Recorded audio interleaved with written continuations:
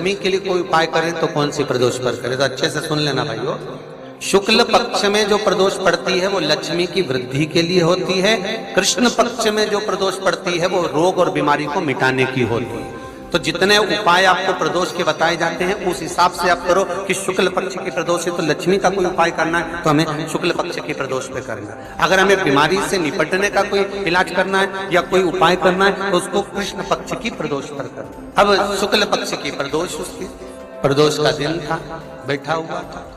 मान लो अगर कहीं आप कोई नौकरी के लिए अप्लाई कर रहे हैं, लॉकडाउन में सर्विस छूट गई, कई लोगों की छूट, कंपनियां कई बंद भी हो गई, कई कंपनियों से निकाल भी दिया गया, कहीं पत्नी परेशान हो रही है, कहीं पति परेशान हो रहा है, आप कहीं अप्लाई कर रहे हो तो जैसा माता उमा ने प्रदोष काल में, प्रदोष के समय पर, प्रदोष काल के अंतर्गत बेलपत्री का स्मरण किया है, वो बेलपत्र का स्मरण अगर संसार का मनुष्य कर लेता है तो महाराज ब्रह्मवृत्ता पुराण कहती है कि उस जीव का ऐसा कोई कार्य नहीं जो सफल नहीं हो।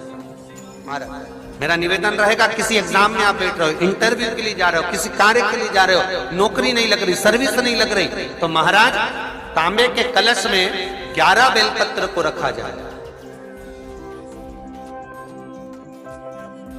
और तांबे के कलश में 11 बेलपत्र रखकर उसमें 11 सफेद पुष्प को डाला।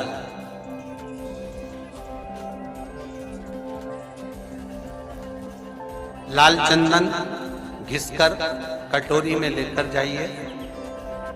प्रदोष के दिन, शुक्ल पक्ष का जो प्रदोष पड़ जाए उसके दिन शंकर के शिवलिंग पर लाल चंदन लपेटने से पहले शंकर की जो जलाधार,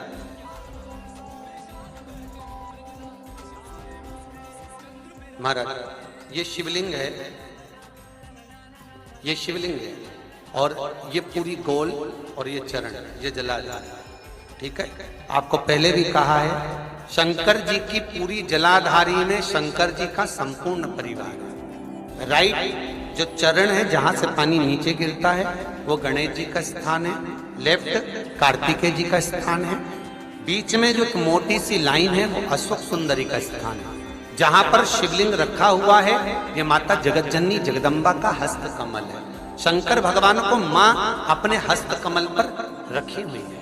ऊपर से जो बूंद बूंद पानी जलाधारी से नीचे गिर रहा है ये शंकर भगवान की 5 लड़कियां हैं, जया, विषहरा, सामरीबारी, दोतली और देव।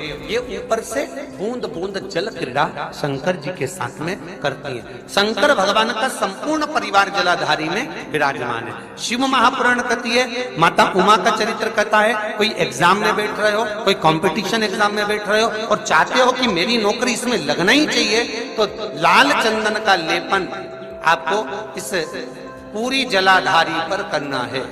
लाल चंदन का पूरी जलाधारी पर करना। और महाराज जी जिस कलश में आपने घर से 11 बेलपत्र और 11 सफेद पुष्प जल के अंदर डालकर लाए हो उसको आप चढ़ाएंगे तो इस तरह से चढ़ाएंगे कि उसका भाग हमें दिखे चढ़ते समय। ऐसे नहीं चढ़ाएंगे, उसको चढ़ाते समय इस तरह से चढ़ाएं कि वो जल का भाग हमारी ओर गिरता हुआ।